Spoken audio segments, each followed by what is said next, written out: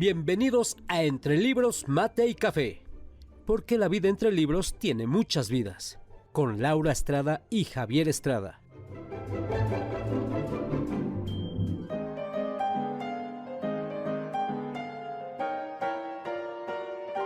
Entre Libros, Mate y Café advierte que las opiniones vertidas en este podcast son de ávidos lectores a quienes les encanta compartir lo que leen.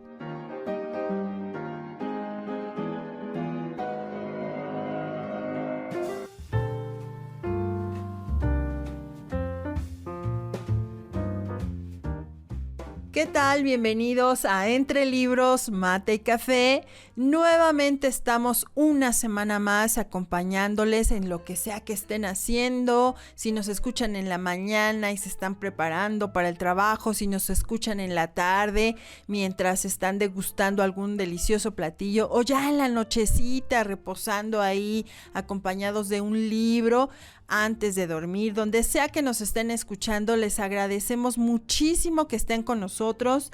Hoy tenemos un episodio muy interesante. Nos vamos a ir hasta las estrellas.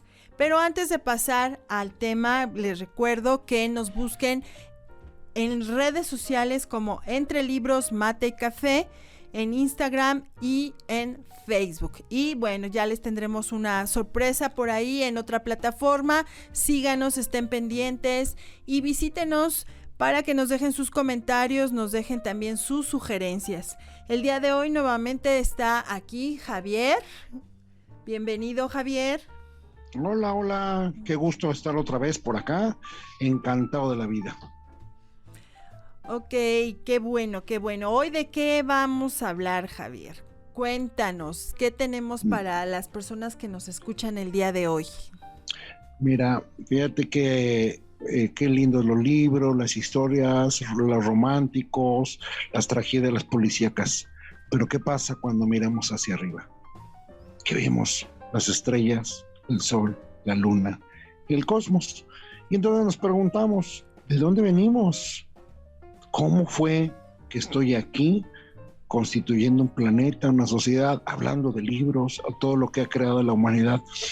Y entonces eso me da la pauta para recomendar un excelente libro que se llama Cosmos, de un prominente científico, Carl Sagan, que es un hombre que se dedicó siempre a la ciencia, siempre a divulgar el por qué, el para qué, hacia dónde y cómo. Cosmos, y tuvo por allá en los años 80 una serie televisiva que era fantástica, por cierto, pero ya lo iremos desglosando poco a poquito. Así es. Bueno, efectivamente vamos a hablar de Carl Edward Sagan. Él nace en Nueva York en 1934 y muere en 1996, de familia judía. Y bueno, él ni más ni menos que fue astrónomo, astrofísico, cosmólogo, astrobiólogo y toda una eminencia. Siempre desde que él tuvo contacto con el universo, con las estrellas, con la ciencia, definitivamente él se fue por ese camino y además tenía una mente sumamente brillante, justo lo que se necesitaba para desarrollar todo esto que él hizo. Él fue un defensor del pensamiento escéptico, científico, del método científico. Entonces, esto combinado con toda esa curiosidad que él sentía cuando miraba el cielo, cuando miraba las estrellas, hizo que él siempre tuviera ese interés y ese deseo de estudiar más, de buscar, de hacerse preguntas acerca de si estamos solos, de dónde venimos, y además esta cuestión de buscar vida inteligente más allá de esta tierra fue algo que pautó mucho de su trabajo, mucho de todo lo que hizo. Y él también tenía esta idea de que era un promotor de la búsqueda de inteligencia extraterrestre, que además le tocó una época en que había como un boom acerca de todo esto, pero él lo hacía desde un pensamiento científico, desde buscar algo real, no algo ficticio. Y esto lo llevó incluso a ser parte de proyectos como el proyecto SETI, que es un proyecto que se dedica a analizar señales electromagnéticas que se capturan a través de radiotelescopios y también que se envían mensajes. En fin, él también estuvo trabajando para la NASA, un tipazo increíble, y ganó muchos premios, pero nunca el Nobel. Y también, así como fue reconocido, fue sesgado por la comunidad científica, porque se volvió una estrella. Justamente con este programa que tú nos decías de Cosmos, él despegó ya desde antes, pero Cosmos, en esos 13 capítulos que pudimos ver en la pantalla, lo hizo muy, muy famoso. Una de las virtudes que él tuvo fue eso, que pudo aterrizar la ciencia de una manera sencilla a las personas pues comunes y corrientes, a las de cada día. Él se casó 3 veces.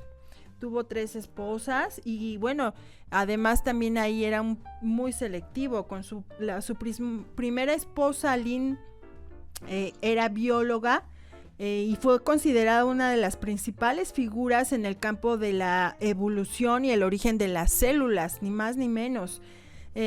Con ella tuvo 2 hijos, después se casó con Linda Salzman.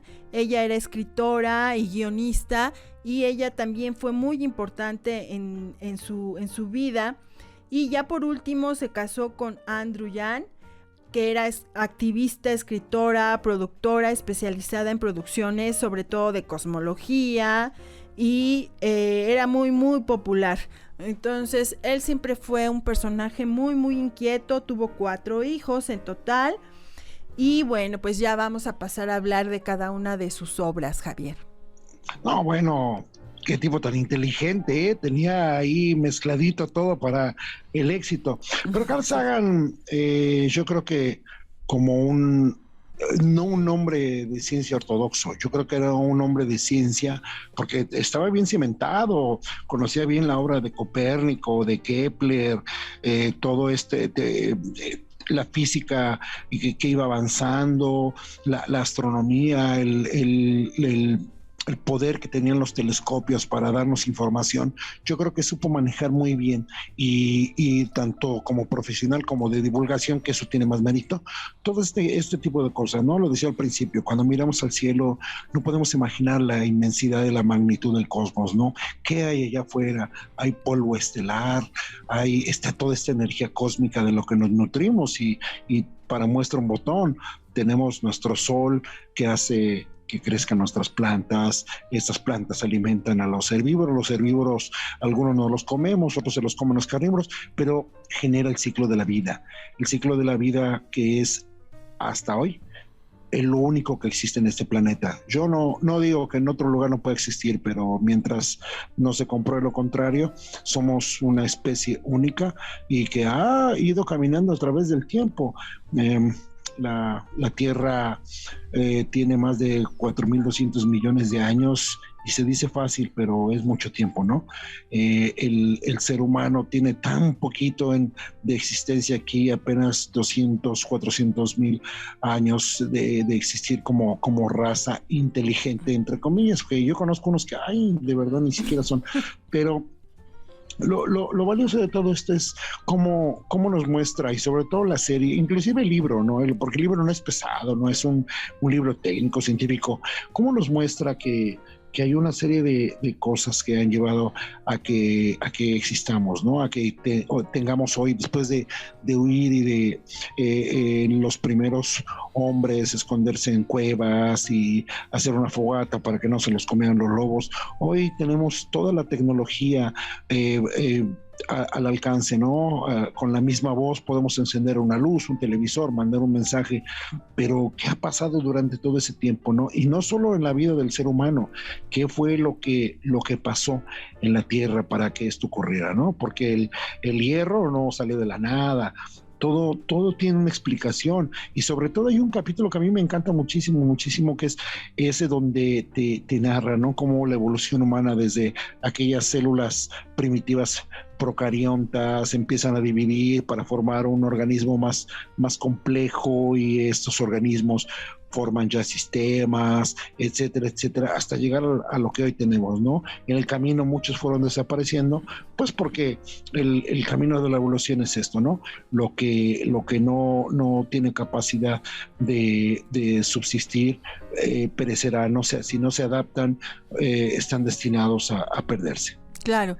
Y yo creo que mirar hacia el cielo, si es en el día, yo recuerdo muchísimo que cuando era pequeña me gustaba tumbarme en la banqueta, en algún parque, y miraba fijamente el cielo, de tal manera que llegaba un momento en que yo sentía que las nubes las podía tocar, estiraba mi mano y podía ver, y me imaginaba la velocidad a la que iban esas nubes.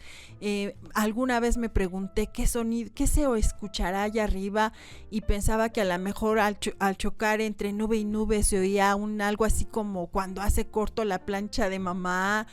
Y bueno, en la noche me tocó ver, estando en el preciosísimo estado de Chihuahua, en las barrancas tarahumaras, ver el cielo más repleto de estrellas que he visto en mi vida.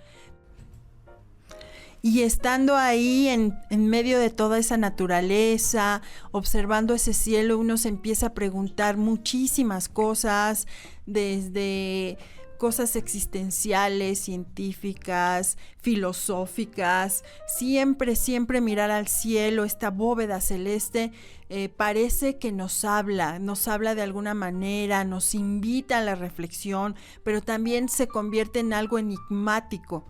Cuando se convierte en ese enigma como para este tipo de personas, este tipo de científicos con esa inquietud, es admirable que no se quedan con el enigma o con la duda o con la reflexión filosófica, sino que son capaces de llevar a cabo algunas cosas muy importantes para darnos a conocer o tratar entre todos de entender qué hay más allá de esas estrellas, de ese universo, de ese cielo que vemos, de esos planetas, del sol.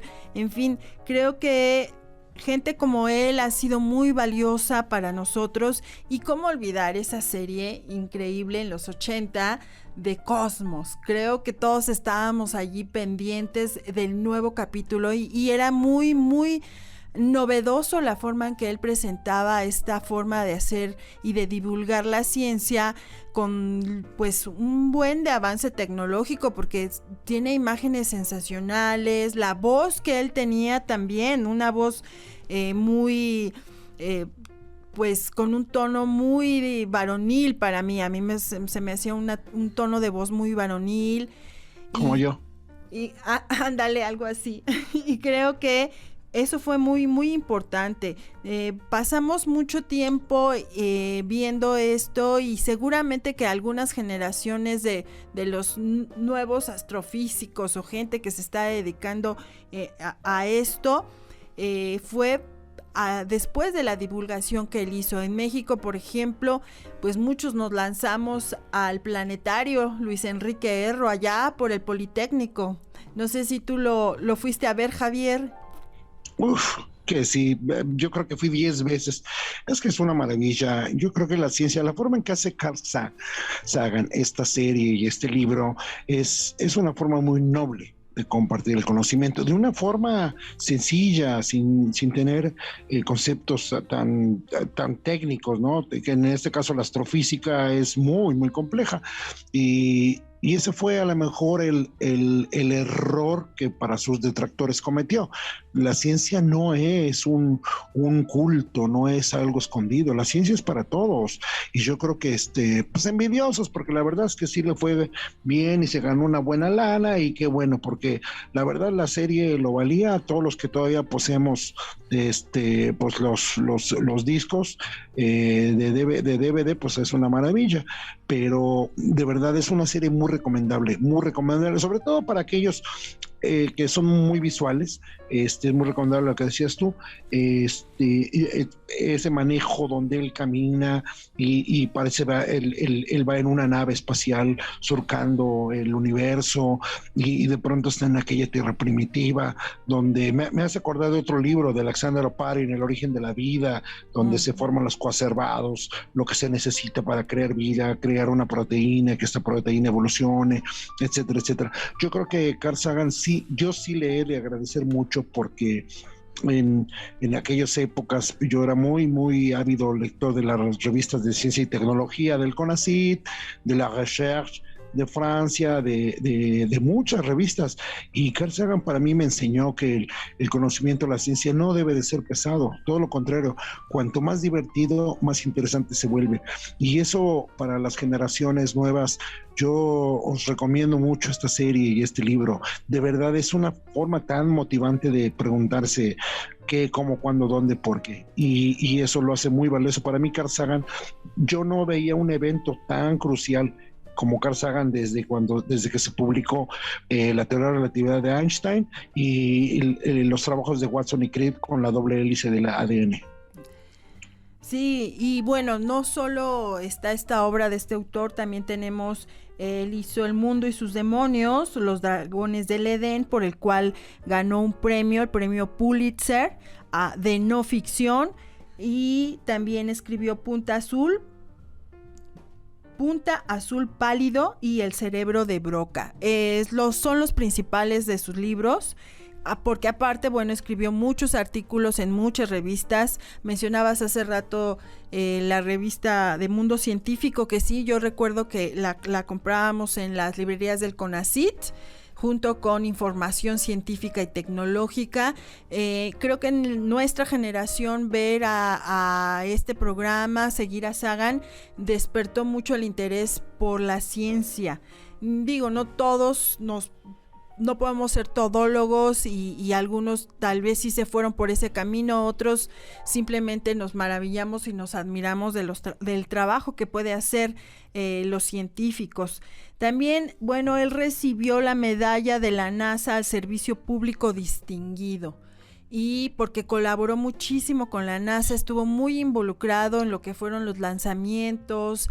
Recordemos que también por ahí ese disco que se envió, no recuerdo si fue en el Voyager o en cuál fue, se envió un disco y ahí en ese disco hubo mucha polémica porque las imágenes que se grabaron ahí de un hombre y una mujer estaban desnudos o están desnudos, y entonces hubo, pues, para aquel momento quien dudaba si era correcto que los mandaran así se fue. Él grabó muchas cosas también, sonidos, incluso él mismo, él con su esposa, su tercera esposa Anne, se graban y salen ahí sus voces, y eso se fue y sabe a dónde ahorita, por dónde está, a dónde ha llegado. Si iremos a saber, tal vez no nosotros, pero nuestras siguientes generaciones, qué pasó con esto, y eso me parece sumamente visionario, el haber enviado, y yo creo que él sabía que en cuanto eso se fuera,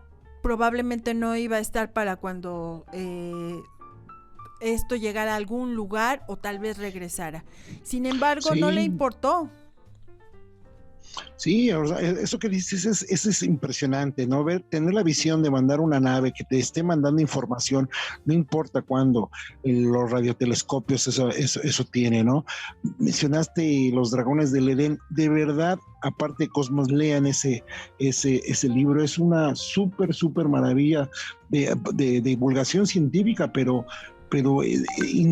se involucra tanto en los campos de la biología, la genética, las neurociencias, es decir, ¿de dónde evoluciona la inteligencia humana? Entonces vemos la complejidad del cerebro, siempre pasamos por la vida y vemos cosas y aprendemos y hablamos, pero este libro a mí me encanta porque te da el concepto claro de cómo opera tu cerebro, las conexiones sinápticas, la transmisión de ideas, cómo tu cuerpo inclusive tiene su parte somática que regula. No tienes tú que estarte preocupando por cuántas respiraciones, todo, hay muchas cosas que en automático, y esa es la maravilla de la creación. Yo no sé si religiosa o no, pero la creación es única. Cada organismo, cada especie, la planta, por más pequeña que sea, tiene un mecanismo complejo de supervivencia. La misma amiba, que es un organismo unicelular, es tan compleja que llega a matar a la gente. Quiere decir que puede ser más poderosa que cualquier arma letal. ¿Y todo por qué? Porque como todo ser y organismo vivo sobre la Tierra, lo único que buscamos es la supervivencia. Y yo creo que Carl Sagan hizo muchísimo en esto. Yo de verdad hace mucho, y a mí me gustan, por ejemplo, mucho los programas de National Geographic, Discovery Channel, pero yo creo que él es el pionero. Yo creo que sí, yo en lo particular le agradezco muchísimo a Carl Sagan, y acordate de aquellas desveladas que nos dábamos, porque lamentablemente nos la pasaban bien tarde, pero cómo valía la pena. A partir de ahí, de que empecé a adquirir el libro, leído como 2 o 3 veces, pero la serie yo creo que me la he reventado unas 10 veces. Es una maravilla, no acaba uno. De hecho, esta serie se estrena en 1980 y se calcula que más de 400 millones de personas lo han visto. Ganó premio Emmy, obviamente, por esta serie. Y también él tenía pues como cualquier ser humano, algunas singularidades o algunas cosas en las que creía. Él consumía y defendía el uso de la marihuana. Él decía que era muy útil para ser creativo, y también fue el primero en proponer que Venus era un planeta a altas temperaturas, porque hasta entonces pues no se sabía, no se había visitado, se especulaba mucho, pero él propone esta teoría. Y también él estuvo muy involucrado en todo lo que fue alertar a la comunidad científica y a todo el mundo acerca del sobrecalentamiento global. Y desde luego, como les comentaba, fue asesor de la NASA desde 1950. Estuvo prácticamente en todo lo que fueron los lanzamientos, principalmente Apolo, Pioneer y Voyager. Fueron los más importantes. Y creo que cabe destacar que esta forma de hacer ciencia, esta forma de divulgar la ciencia, es justamente lo que creo que necesitamos en este tiempo. Las nuevas generaciones son muy visuales, son muy creativas, van como muy revolucionados su pensamiento. Entonces, junto con esto, tenemos que revalorar o rediseñar las formas de educación, porque si este hombre con una serie de 13 capítulos marcó a 1 o 2 generaciones, creo que es una buena opción para planificar y tratar de impulsar en los niños el interés por la ciencia. Sí, es correcto, y fíjate que esa era una cosa muy, muy importante. A veces se tiene la impresión de que la ciencia es algo complejo, algo oscuro, algo que es solo para los nerds o los altos estudiosos. No, la ciencia la hacemos todos, y además hay que agradecer que gracias a la ciencia tenemos todo se lo debemos a la ciencia. Hoy nos podemos comunicar en cuestión de picosegundos con alguien al otro lado del mundo. Hoy tenemos imágenes satelitales casi inmediatas. Hoy la medicina ha avanzado, utilizamos la energía atómica para alimentar un láser en una cirugía. Tenemos tomografías computarizadas, todo esto, tenemos autos, tenemos aviones, todo esto es ciencia. Todo esto es ciencia. La ciencia y la inteligencia humana nos tienen aquí, donde estamos, en este mundo lleno de COVID, de todo lo que quieras, pero finalmente la especie humana va a sobrevivir gracias a la ciencia. Hoy ya tenemos vacunas y como en el pasado, sin herramientas tan sofisticadas y eficaces, sobrevivimos. Hoy más que nunca. Yo creo que la especie humana está destinada a sobrevivir, porque a eso evolucionamos, a la supervivencia. Por eso los dinosaurios no evolucionaron más y perecieron. Sí, y aquí también la maravilla de la literatura es que, como ya hemos visto en algunos escritores, que fueron tan visionarios. Y qué maravilla. Yo quisiera pensar, no sé, ¿qué sería si, por ejemplo, alguno de los Da Vinci o no sé, Verne pudieran ver que aquello que medio se imaginaban y que tenían una idea de lo que se podía hacer, hoy ya son realidades? Esta es una maravilla. Igual el cine, por ejemplo, cuando vemos novelas sensacionales y que después son llevadas al cine y entonces te recrean también, algunas sí son muy bien logradas y recrean ambientes maravillosos. Esa es la maravilla de la literatura también, que incluso sirve para también soñar, para también dejar ir tanto la imaginación que nunca sabes y llega un momento en el que se funden la ciencia, la literatura, la cultura, tantas cosas. Y creo que ese es una de los otro plus que tienen los libros, otra cosa maravillosa que nos dejan. Y no solo los libros, también las revistas de divulgación científica. Yo les recomiendo que lean, que busquen también revistas de divulgación científica que sean no especializadas, para que se pueda entender y comprender un poco más todo aquello que nuestros científicos en este tiempo están haciendo.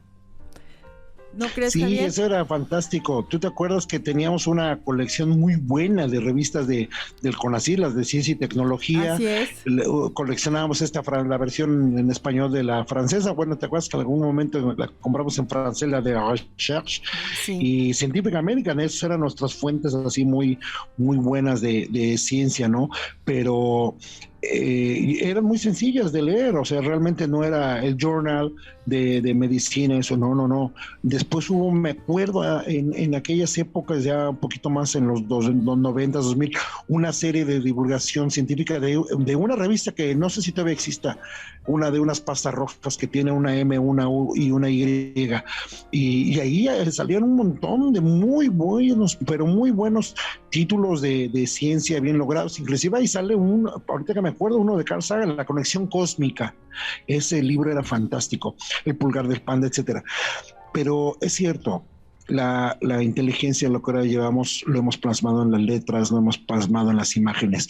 Yo creo que nada más importante que el conocimiento, lo he dicho aquí en repetidas veces, ¿no? El conocimiento no lo es todo, es lo único, porque lo único que tiene el ser humano por encima de todos los demás organismos vivos es su inteligencia. Somos los únicos capaces de crear o de desaparecer.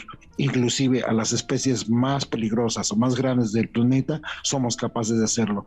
Lamentablemente hoy por hoy hay gente que no entiende estas cosas y quiere desaparecer al mismo ser humano, y eso es lo que la ciencia evita. La ciencia te da las herramientas para que la humanidad siga prevaleciendo, a pesar de los pesares, de las hambrunas, de las pestes, todo. Aquí seguiremos, estamos en el norte, en el sur, oriente, poniente.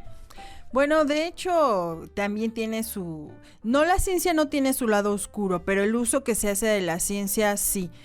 Ahí tenemos el ejemplo de la bomba nuclear, ¿no? Lo que buscaba Einstein era muy diferente a lo que terminó haciéndose con ese conocimiento. Pero bueno, aquí ya tiene mucho que ver el ser humano, la sociedad. La propuesta es que la ciencia sea para bien, para mejorar en todo y a todos. Y creo que eso es muy importante. Y sí, yo me acuerdo mucho de alguna vez uno de los números que me marcó cuando leí fue un número de la revista Ciencia y Tecnología, que hablaba y explicaba claramente cómo se construye un reactor nuclear, y venían grafiquitas y venían dibujitos y todo. Estaba excelente. Y me acuerdo que yo no podía parar de leer, había muchas cosas que no entendía, pero procuraba buscar ahí antes, pues en los diccionarios, todavía no estaba Google. Y entonces me metía a buscar lo más que podía y pude entender más o menos que era un agua pesada, una reacción en cadena, etcétera, etcétera. Cosas muy interesantes. ¿Te acuerdas los reactores tokamak soviéticos, el sincrotrón europeo del CERN? Ay, cómo me encantaba a mí leer esas cosas, era fascinante todo esto de la energía nuclear, fusión nuclear, fisión nuclear. Exacto. Eso es una maravilla, de verdad, créanme, no necesitamos ser científicos y tener un pizarrón lleno de letras, fórmulas, etcétera. La ciencia es más fácil de lo que uno piensa. Hay que aprender ciencia con la mente abierta, con las ganas de aprender, de que, vuelvo a repetir, nada como conocer. Sí. Bueno, pues se nos terminó nuevamente el tiempo. Hoy estuvimos entre el recuerdo, la ciencia, las letras, el universo. Yo disfruté mucho este episodio. Espero que tú también, Javier, y espero que las personas que nos están escuchando. A mí me encanta también esto, nada más que se acaba bien rápido el tiempo. A mí, tú bien sabes que siempre he sido hombre de ciencia. Soy biólogo de profesión, Así es. Pero soy científico de vida. Así es. Y bueno, entonces les agradecemos a nuestros escuchas. Nos escuchamos la próxima semana. Por favor, búsquenos en nuestras redes sociales como Entre Libros, Mate y Café. Déjenos sus sugerencias. También hoy quiero mandarle un saludo a nuestros amigos de Colombia, que sabemos que por allá nos están escuchando a través de Radio Poesía. Y bueno, pues aquí estamos generando contenido desde las instalaciones de Switch Podcaster para que todos ustedes tengan una calidad en este podcast.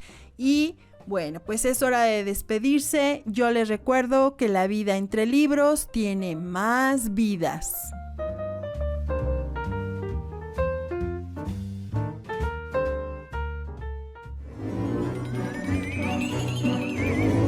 Esto fue Entre Libros, Mate y Café, con Laura Estrada y Javier Estrada. Gracias por estar con nosotros. Hasta la próxima.